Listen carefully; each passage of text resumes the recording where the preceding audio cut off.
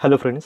आज के इस वीडियो में हम डिस्कस करेंगे फैक्टर्स ऑफ प्रोडक्शन, जिसका पार्ट 2 को हम आज के इस वीडियो में डिस्कस करेंगे। जिसके पार्ट 1 में हमने देखे थे कि किस तरह से फैक्टर्स ऑफ प्रोडक्शन एग्जैक्टली क्या होते हैं, उनके जो चार जो मेन फैक्टर्स होते हैं, लैंड, लेबर, कैपिटल और एंटरप्रेन्योर, इन चार फैक्टर को हमने एग्जैक्टली क्या है इसके बारे में पार्ट 1 के अंदर हमने लैंड और लैंड के लेके एग्जैक्टली किस तरह से लैंड इंपॉर्टेंट बनती है और उसके फीचर्स क्या है इसके बारे में हमने इसको डिस्कस किया। आज के इस पार्ट 2 के अंदर हम लेबर फैक्टर एग्जैक्टली किस तरह से वर्क करता है और किस तरह से इम्पोर्टेंट माना जाता है, क्योंकि ये ह्यूमन बीइंग इस फैक्टर को इम्पोर्टेंट माना जाता है। और इस तरह से हम देखेंगे जो डिवीजन ऑफ लेबर ये किस तरह से किया जाता है और इसके क्या इम्पोर्टेंस, एडवांटेज और डिसएडवांटेज के साथ पार्ट 2 को हम कवर करने की कोशिश करेंगे। इस तरह से हमारा जो सेकंड यहाँ पे जो इम्पोर्टेंट यहाँ पे जो प्रोडक्शन फैक्टर माना जाएगा वो कहता है लेबर। तो यहाँ पे labour is the effort that people contribute to the production of the goods and service. यहाँ पे जो लेबर है, ये लेबर अपना एक ऐसा कंट्रीब्यूशन यहाँ पे प्रोडक्शन लेने के लिए देता है जहाँ से क्रिएट करता है प्रोडक्शन, जहाँ पे गुड्स एंड सर्विस को। तो वो इकोनॉमी के अंदर हम देखें तो उसका मीनिंग अलग है, और जनरली हम जब लेबर को यहाँ पे उसका मीनिंग मानते हैं तो उसकी यूजुअली हम लेबर को मानना वाला जो मीनिंग है ये अलग है। तो जनरली हम मानते हैं कि मीनिंग जो लेबर की है, हार्डवर्क करने वाले इंसान को हम मानते हैं कि वो लेबर है। जो हम देखें तो हमारे जो मेहनत करने वाले जो लोग हैं, तो अगर हम उसे इमेजिन करें तो हमें दिखाई देते हैं सिर्फ और सिर्फ फार्मर, लेबर, पोर्टर, जो माइन में काम करने वाले लेबर होते हैं वो दिखाई देते हैं, फैक्ट्री में काम करने वाले लेबर वो दिखाई देते हैं, इंडस्ट्री के अंदर काम करने वाले लेबर। यही कॉन्सेप्ट हमें दिखाई देता है कि एक लेबर माने तो यही एक कॉन्सेप्ट को क्लियर करता है कि हार्डवर्क करने वाला इंसान ये लेबर माना जाता है। बट इकोनॉमी के अंदर लेबर की कॉन्सेप्ट एक ब्रॉडली मीनिंग यहाँ पे क्रिएट करती है, जहाँ पे फिजिकली हो या इंटेलेक्चुअल हो, इनका यूज़ करने वाले लोगों को यहाँ पे लेबर माना जाता है। तो इकोनॉमी के अंदर हम देखें जो लेबर है, ये लेबर यहाँ पे फिजिकली वर्क करने वाला और इंटेलेक्चुअल यहाँ पे वर्क करने वाला, जो दिमाग से काम करने वाले और बॉडी से यहाँ पे काम करने वाले, इन दोनों का इंक्लूड यहाँ पे इकोनॉमी के अंदर लेबर के साथ साथ होता है। तो वो लॉयर हो, डॉक्टर हो, एक्टर हो, बिजनेसमैन हो, एंटरप्रेन्योर हो, बार्बर हो, फार्मर हो, टेलर हो, ये सभी लेबर हो। जो माइन में काम करने वाले भी लेबर हो सकते हैं, फैक्ट्री में काम करने वाले हो सकते हैं, दिमाग से काम करने वाले लोग भी होंगे, सॉफ्टवेयर बनाने वाले लोग भी यहाँ पे अपने काम का अगर बेनिफिट यहाँ पे मनी से लेते हैं तो उनको लेबर कहा जाएगा। अगर सिर्फ और सिर्फ यहाँ पे हैप्पीनेस लेने के लिए अगर कोई काम करता है तो उसे इकोनॉमी के अंदर लेबर नहीं मान सकते। एग्जाम्पल, अगर कोई क्रिकेट खेलने के लिए प्रैक्टिस करता है तो उसके लिए उसको कोई भी बेनिफिट मनी के द्वारा नहीं मिलता है। या गाने गाने वाला जो रियाज़ करता है उसको कोई भी वो शो नहीं कर रहा है तो उसको कोई भी पैसा नहीं मिल पाएगा। तो रियाज़ करने वाला, जो सिंगिंग करने वाला है, रियाज़ कर रहा है, उसको उसका बेनिफिट मनी के साथ नहीं मिल पा रहा है, सिर्फ और सिर्फ वो हैप्पीनेस के लिए उसकी यहाँ पे जो वर्किंग यहाँ पे हार्डशिप होती हुई दिखाई देती है। तो ये इकोनॉमी के अंदर इंक्लूड नहीं कर पाएंगे लेबर के बतौर। तो अगर हम मान लेते हैं कि लेबर फैक्टर ये डिस्क्रिमिनेशन किस तरह से करते हैं, worker according given the wages and payment, यहाँ पे उसको मिलने वाला वेजेस है, पेमेंट है, अगर वो मिलेगा उसके काम करने से, फिर वो चाहे हार्ड वर्क हो या इंटेलेक्चुअल हो, फिजिकली या इंटेलेक्चुअल ऐसे वर्क करने के साथ उसको उसका बेनिफिट पेमेंट या वेजेस से मिलेगा तो उसे इकोनॉमी के अंदर लेबर माना जाएगा। तो इस तरह से हम देखें जो डॉक्टर अल्फ्रेड मार्शल है, ये कॉन्सेप्ट लेबर की किस तरह से देते हैं, द फिजिकल और intellectual extensions done for the getting economical benefit rather than entertainment is called labour. यहाँ पे वो सीधा कहते हैं कि इसका मीनिंग हमें यही दिखाई देता है, सिर्फ और हैप्पीनेस के लिए कुछ कोई काम करता है या फाइनेंशियली उसका बेनिफिट अगर नहीं मिल पाएगा तो ये इंक्लूड नहीं कर पाएंगे लेबर के साथ साथ। अगर वो फिजिकली और इंटेलेक्चुअली वर्क करता है और उससे उसको पेमेंट या उसको यहाँ पे वेजेस अगर मिलेंगे तो यहाँ पे उसे लेबर कहा जाएगा। इकोनॉमी के अंदर डिवीजन ऑफ लेबर इस कॉन्सेप्ट को एक इंपॉर्टेंट यहाँ पे दिया जाता है, जहाँ पे डिस्कस किया जाता था। एडम स्मिथ ने अपने वेल्थ ऑफ नेशन इस बुक में जो माइलस्टोन मानी जाती थी 1776 के अंदर, जहाँ पे जहाँ पे डिस्कस भी किया गया था एडम स्मिथ के द्वारा। जो डिवीजन ऑफ लेबर एक कॉन्सेप्ट हमें कहता है कि division of the labour play increasing the productivity of the labour. यहाँ पे अगर हम स्किली, नॉन स्किली या सेमी स्किली इन तरह के यहाँ पे लेबर में अगर डिवीजन कर पाएंगे तो हमें प्रोडक्शन लेने के लिए या हमारा प्रोडक्शन यहाँ पे इंक्रीज करने के लिए लेबर ये इम्पॉर्टेंट फैक्टर मानते थे एडम स्मिथ। यहाँ पे डायनामिक इंस्ट्रूमेंट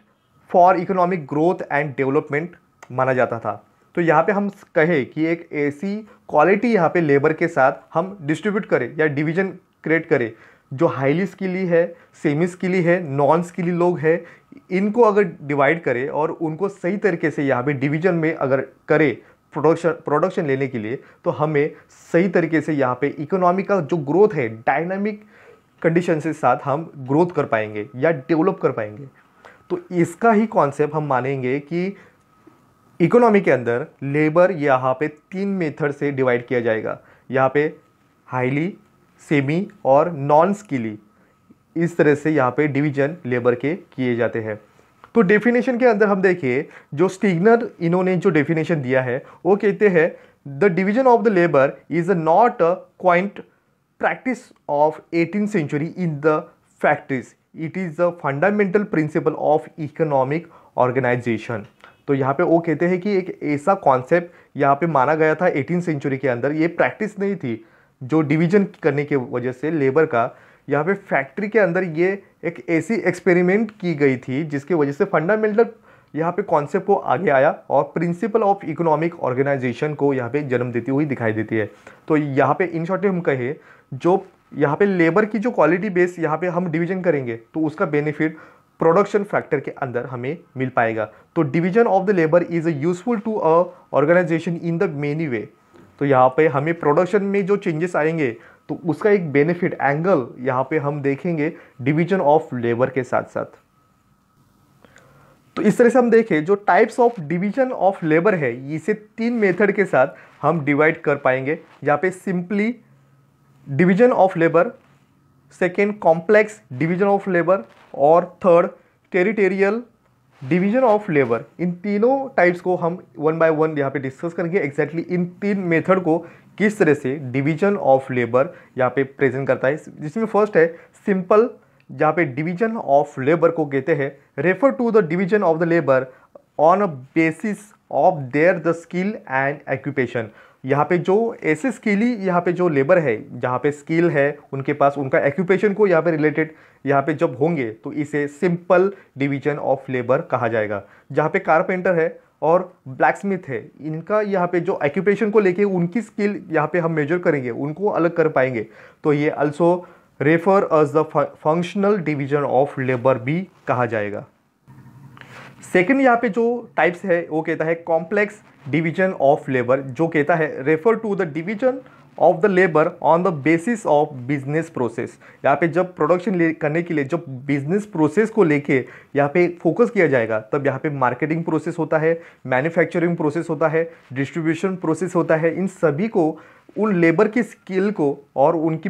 जो ऑक्यूपेशन है इनको फोकस करते हुए मार्केटिंग में क्या उनकी प्रोसेस होगी, मैन्युफैक्चरिंग प्रोसेस में उनका इंपॉर्टेंट क्या है, डिस्ट्रीब्यूशन किस तरह से किया जाएगा प्रोडक्शन को, यहाँ पे प्रोसेस यहाँ पे जब लेबर यहाँ पे उनका वैल्यू यहाँ पे ऐड करेंगे तो यहाँ पे complex division of labour create होता हुआ दिखाई देता है। तो इस तरह से हम कहेंगे this process are the delegated to the different groups of the labour depending on their the skill and abilities.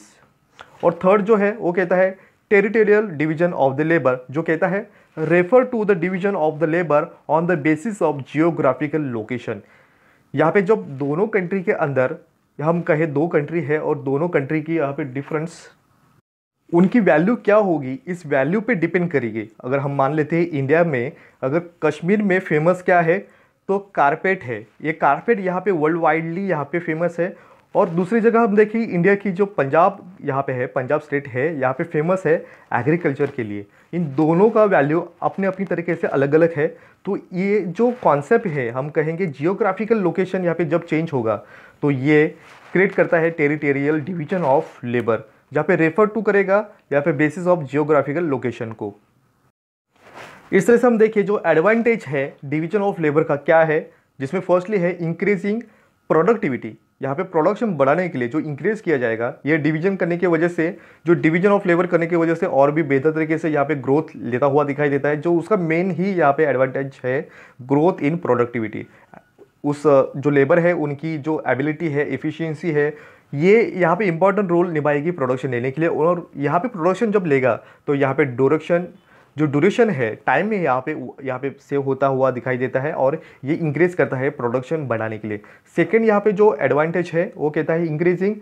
Dexterity and skill. जहाँ पे लेस टाइम होगा यहाँ पे प्रोडक्शन लेने के लिए, और स्टॉप कर पाएंगे कि वहाँ पे जो रेपिटेशन, जहाँ पे रिपीट जो कंडीशन होता है वर्क के अंदर, उसे स्टॉप कर पाएंगे और रिड्यूस करेंगे हम एरर को। जहाँ पे हमारे प्रॉब्लम जो आने वाले थे, ये एक्सपर्ट जो होंगे, स्किली लोग होंगे, इनसे ही हम स्टॉप कर पाएंगे, और हमारा जो इंक्रीज है स्किल के अंदर और भी बेहतर तरीके से प्रोडक्शन लेने में हेल्पफुल होगा।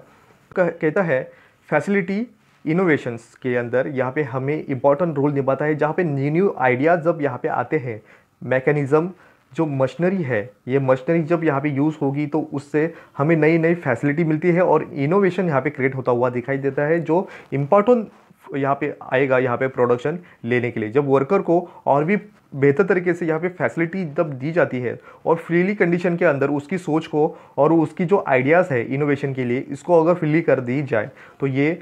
एडवांटेज हमें उस स्किली जो यहाँ पे लेबर है उसकी वजह से हमें इन नए नए इनोवेशन को यहाँ पे चेंज होता हुआ हमें मिल पाएगा।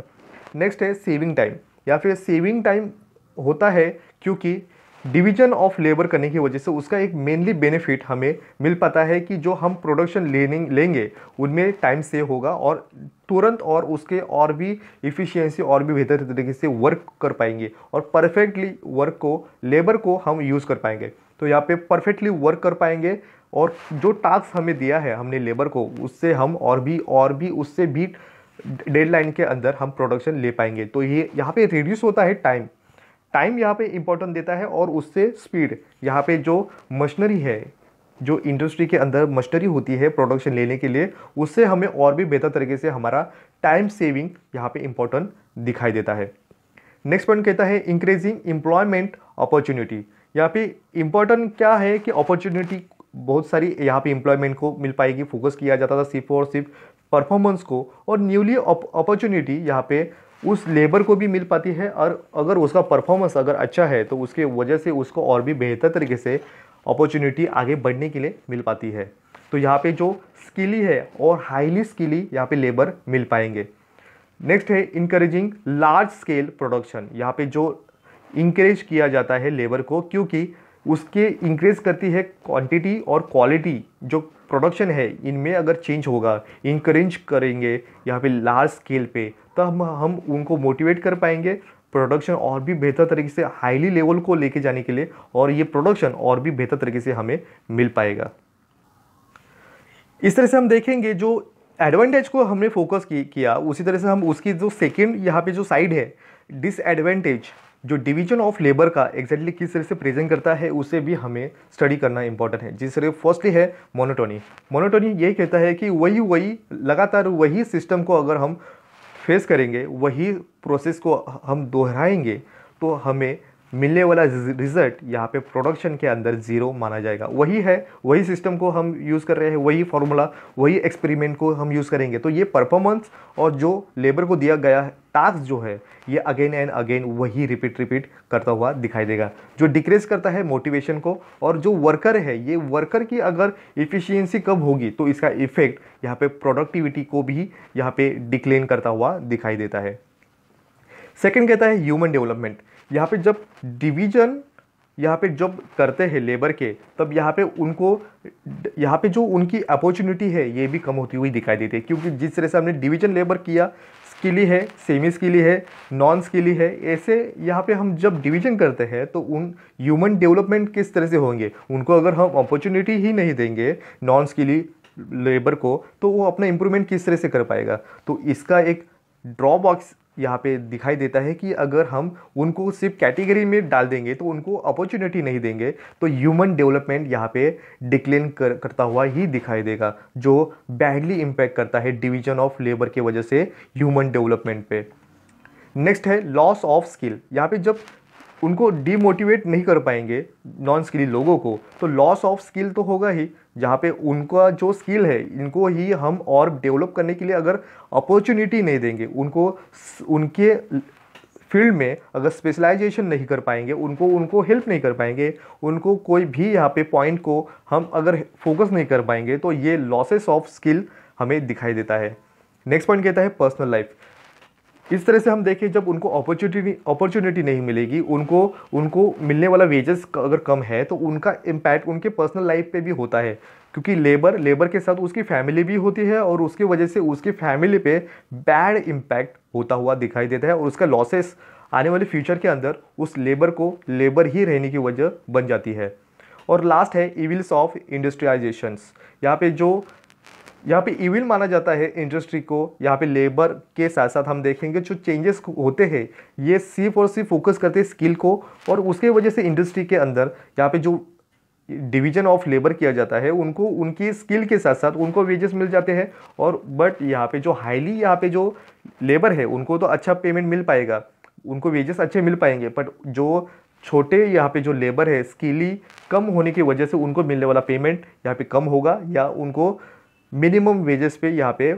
काम करना पड़ सकता है। जो वर्क करते हैं, कई यहाँ पे जो लेबर होते हैं ये ऑर्गेनाइजेशन पे करते हैं, नॉन ऑर्गेनाइज सेक्टर में भी करते हैं, तो उनका बैडली इम्पैक्ट यहाँ पे नॉन ऑर्गेनाइजेशन सेक्टर में दिखाई देता है। जो यहाँ पे ड्रॉबैक्स, यहाँ पे डिसएडवांटेज हमें मिलता है डिवीजन ऑफ लेबर के साथ साथ। इस तरह से हम देखेंगे जो लेबर, ये जो फैक्टर है, ये फैक्टर के फीचर्स क्या है, और भी बेहतर तरीके से समझ पाएंगे कि वैल्यूज़ यहाँ पे लेबर की क्यों इतनी इंपॉर्टेंट यहाँ पे फैक्टर ऑफ प्रोडक्शन के अंदर मिल पाते हैं। तो आप यहाँ पे जो आप देखेंगे फ्यूचर्स के अंदर, यहाँ पे फर्स्टली है labour is inseparable from the labourer. ये हमें कहता है कि लेबर से उस जो लेबरर है उससे उसका लेबर हम अलग नहीं कर पाएंगे, या हम कहें कि जो लेबरर है उससे उसकी मेहनत ये हम अलग नहीं कर पाएंगे, क्योंकि उसके मेहनत उसके अंदर ही इनबिल्ट होती है। तो उसकी वजह से हम उसको उसकी मेहनत और जो लेबर है उससे हम सेपरेट नहीं कर पाएंगे।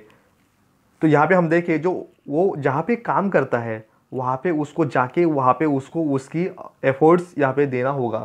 क्योंकि अगर हम मान लेते हैं कि अगर प्रोफेसर अगर उसको सिखाना है, कॉलेज के अंदर जाके बच्चों लोग को अगर सिखाना है, तो वो घर से नहीं सिखा पाएगा। हाँ, एक एडवांस टेक्नोलॉजी एक अलग बात है, बट यहाँ पे फिजिकली अगर जाना है और वहाँ पे उसको अगर पढ़ाना है बच्चों को कॉलेज में, तो प्रोफेसर को जाना ही होगा कॉलेज के अंदर, तभी वो वहाँ पे फिजिकली सिखा सकेंगे। या हम ऐसे भी कह सकते हैं कि जहाँ पे एक लेबर है उसको अब मेहनत करने के लिए अब बोर हो रहा है, और वो ये अब बोरिंग लगने की वजह से अब वो वहाँ पे अभी इस टाइम पीरियड के अंदर वो मेहनत नहीं कर पाएगा और उसको स्टोर कर पाएगा। तो ऐसा नहीं होगा। तो यहाँ पे हमें लेबर से मेहनत करके लेना है, तो वो उसी टाइम पीरियड के अंदर करना है, नहीं तो उसके एफर्ट्स यहाँ पे ज़ीरो माने जाएंगे। तो हमें अगर ऐसा हो तो उसकी मेहनत अगर ये स्टोर की कर पाएंगे, ऐसा अगर सिचुएशन अगर क्रिएट होता भी है, अगर हम मान ले, इमेजिन करें, तो यहाँ पे जिस तरह से साइकिल रेंट पे मिलता है उस तरह से मेहनत लेबर की यहाँ पे भाड़े से मिल पाएंगी। जिस तरह से साइकिल रेंट पे मिलता है, घर रेंट पे मिलता है, उस तरह से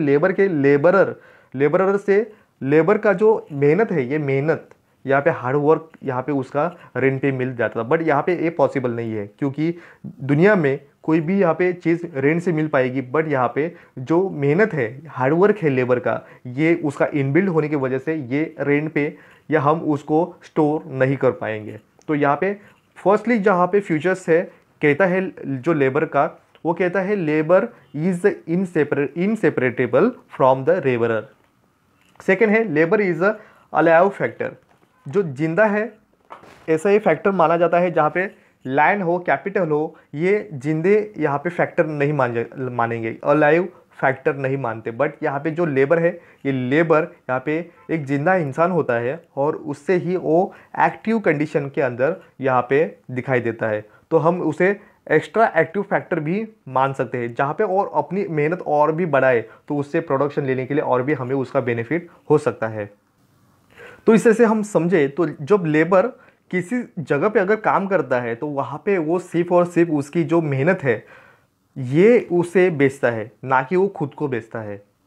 हम कहेंगे कि लेबर जहाँ पे काम करता है उस टाइम पीरियड के अंदर ही जो वो मेहनत कर रहा है उस मेहनत को ही बेचता है,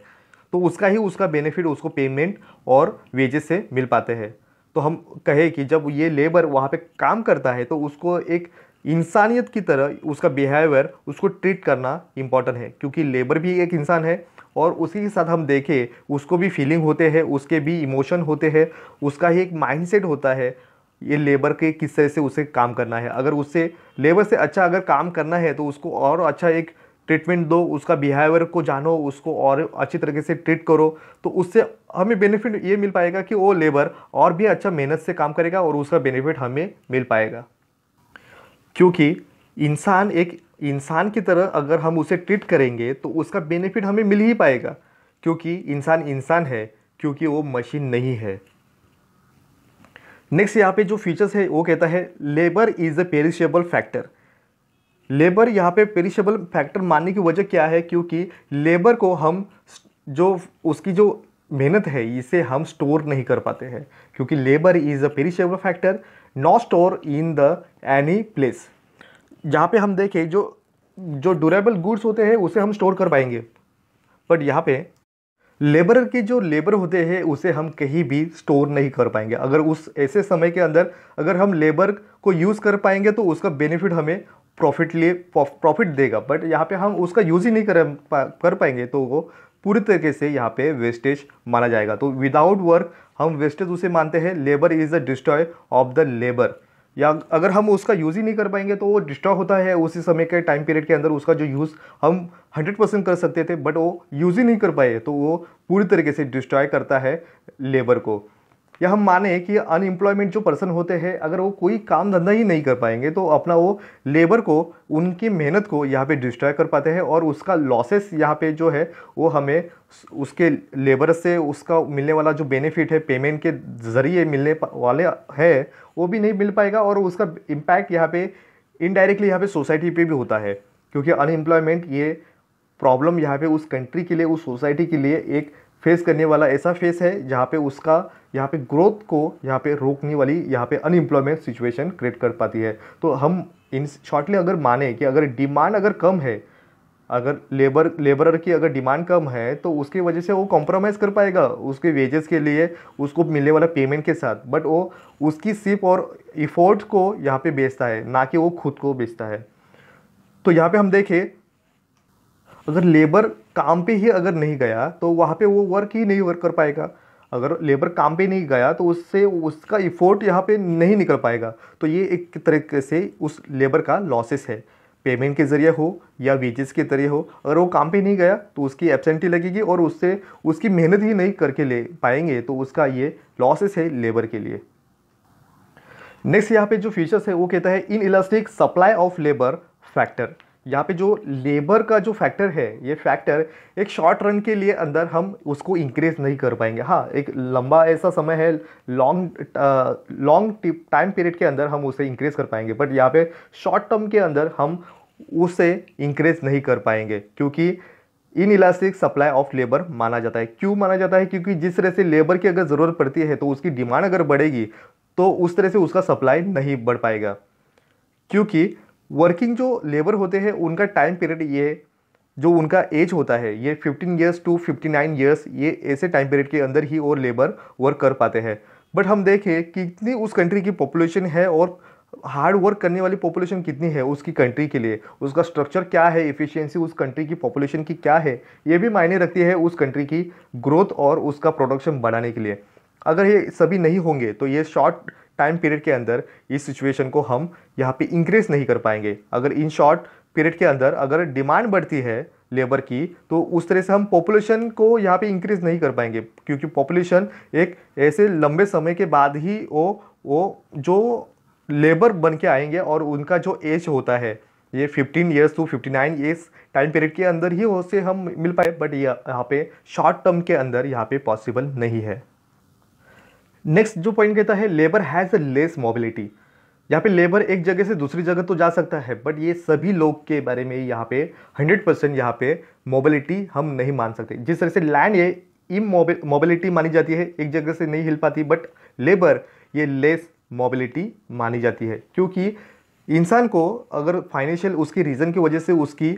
यहाँ पे मोबिलिटी यहाँ पे घट देती आती हुई दिखाई देती है, जहाँ पे एक प्लेस से दूसरे प्लेस को वो जाता हुआ यहाँ पे उसका जो आना जाना यहाँ पे दिखाई देता है, क्योंकि वो बिजनेस के एक उसका ज़रिया होगा या फाइनेंशियल उसके प्रॉब्लम होने की वजह से ही उसको एक जगह से दूसरी जगह जाने होने की वजह बन जाती है, जो रीज़न इंपॉर्टेंट मानता है लेस मोबिलिटी का। हर कोई इंसान बिजनेस के लिए या उसको फाइनेंशियल प्रॉब्लम के रीज़न की वजह से अपना जो एरिया है, अपना जो प्लेस है, स्टेट है, कंट्री है, इसे छोड़ के दूसरी जगह नहीं जाता है। एग्जाम्पल, यूपी बिहार के लोग मुंबई दिल्ली आते हैं, पुणे आते हैं, क्योंकि उनको फाइनेंशियल प्रॉब्लम होने की वजह उनके स्टेट में जो रिसोर्सेस है उनको पूरी तरीके से यहाँ पे यूज़ नहीं करने की वजह से और उनको यहाँ पे जॉब नहीं मिलने की वजह से वो यूपी बिहार से लोग मुंबई दिल्ली पुणे कोलकाता बेंगलोर जाते हुए दिखाई देते हैं। बट ये सभी लोगों के बारे में ये मोबिलिटी नहीं दिखाई देती है। तो इस तरह से हम देखें, क्योंकि लेबर एक इंसान है, इंसान होने की वजह से उसके पास फीलिंग है, इमोशन है, उसकी फैमिली होती है, उसको चॉइस होते हैं, उसको रिलेटिव होते हैं, उसकी फैमिली होने की वजह से उसकी बच्चे, उसकी बीवी, इन सभी रीज़न को देखते उसको एक अटैचमेंट होता है। ये अटैचमेंट की वजह से उसकी जो मोबिलिटी है ये लेस मानी जाती है। नेक्स्ट पॉइंट हमें कहता है differentiations of the labour power. Labour power में डिफरेंट के लेबर हमें दिखाई देते हैं। जिस तरह से हम देखें, जो लैंड की जो क्वालिटी होती है ये डिफरेंट टाइप के अंदर हमें दिखाई देते हैं। उसी तरह से लेबर के फोर्स जो होते हैं उनको डिवाइड किए जाते हैं। जो डिवीजन ऑफ द लेबर यहाँ पे दिखाई देता है कि किस तरह से स्किली, लो स्किली, अनस्किली लोगों को यहाँ पे कैटेगरी यहाँ पे क्रिएट करती हुई लेबर पावर को यहाँ पे प्रेजेंट करता है। जिस तरह से हम एग्जांपल देखें, जो दोनों भाई होते हैं, इन दोनों सेम तरीके से इंटेलेक्चुअल नहीं हो पाते। एक ज़्यादा इंटेलेक्चुअल होता है तो एक कम इंटेलेक्चुअल होता है, या हम को कहे कि वो लेस होता है। तो इस तरह से डिस्क्रिमिनेशन यहाँ पे लेबर के साथ साथ हमें दिखाई देते हैं, जो क्रिएट करता है बेनिफिट टू उस कंट्री के लिए कि किस तरह से वो लेबर किस तरह से स्किली है, कम स्किली है या नॉन स्किली है। नेक्स्ट पॉइंट कहता है labour has a weak bargaining power. जो लेबर है उसको बार्गेनिंग करने की जो पावर होती है ये कम होती है, उसके कंपैरिजन जो ओनर होते हैं उसकी बार्गेनिंग पावर ज़्यादा होती है। तो इस तरह से हम समझे कि लेबर एक ऐसे सिचुएशन को फेस करता है जहाँ पे उसको लेबरर की जब डिमांड यहाँ पे कम होती है और उस टाइम पीरियड के अंदर उसको जो वेजेस मिलते हैं ये कम होते हैं, क्योंकि उसकी बार्गेनिंग पावर कम होने की वजह होती है और उसका बेनिफिट यहाँ पे जो ओनर होते हैं ये ओनर उसका बेनिफिट लेते हुए दिखाई देते हैं। जो लेबर वीक होता है उसके पास होने वाले जो स्किल है ये कम होना ज़्यादा होना ये भी डिपेंड करते हैं। तो उसके पीछे और भी एक रीज़न होता है कि लेबर के पास जो लेबर है उसके पास उसकी फैमिली डिपेंड करती है, उसके पास जॉब है नहीं है, उसका आज का दिन कैसे जाएगा, उसकी जो ज़रूरतें है वो पूरी करने के लिए ये सभी सिचुएशन को रीज़न हम माने तो ये बार्गेनिंग पावर, या हम कहें कि जो फेस पे ओनर उसको ऑफ़र करेगा उसी वेज या पेमेंट पे उसको यहाँ पे काम करना है और उसकी जो लेबरर अपना लेबर यहाँ पे देता हुआ एफर्ट्स देता हुआ दिखाई देता है। उसी के साथ साथ हम देखें जो लेबर है ये लेबर एक ऐसे अनऑर्गेनाइजेशन फील्ड के अंदर काम करता है कि जिससे उसको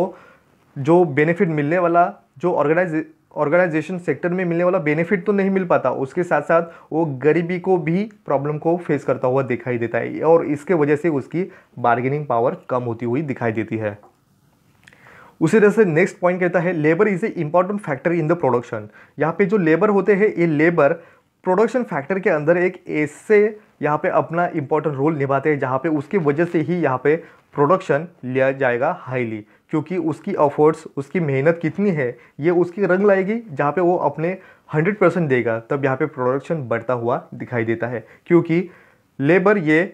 एक्टिव यहाँ पे फैक्टर माना जाता है जहाँ पे खुद ब खुद उसकी परसेंटेज यहाँ पे चेंज करेगा, लेवल उसकी मेहनत करने की चेंज करेगा, उसके वजह से ही यहाँ पे और भी बेहतर तरीके से यहाँ पे प्रोडक्शन लिया जाता है। नेक्स्ट पॉइंट कहता है ह्यूमन इफर्ट्स। यहाँ पे ये इंपॉर्टेंट यहाँ पे दिखाई देता है,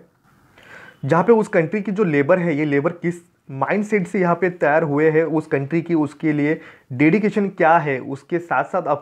अपना रोल निभाते हैं, अपने परसेंटेज कितने देते हैं, उस कंट्री की जो लोगों की एफिशिएंसी है, उनकी जो मैन पावर है कितनी स्ट्रांगली वर्क करने वाली है, ये भी डिपेंड करती है। एग्जांपल जापान के लोग इतने हार्डवर्क होते हैं अपने कंट्री के लिए कि उसकी वजह से उस कंट्री की जो डेवलपमेंट है इतनी ग्रोथ कर पाई है।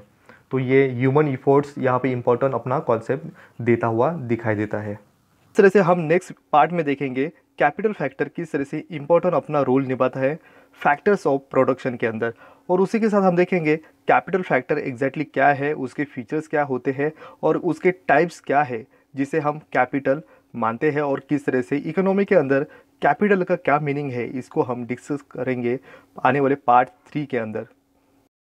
तो आज के इस टॉपिक में बस इतना ही, मिलते हैं नेक्स्ट वीडियो में। Thank you.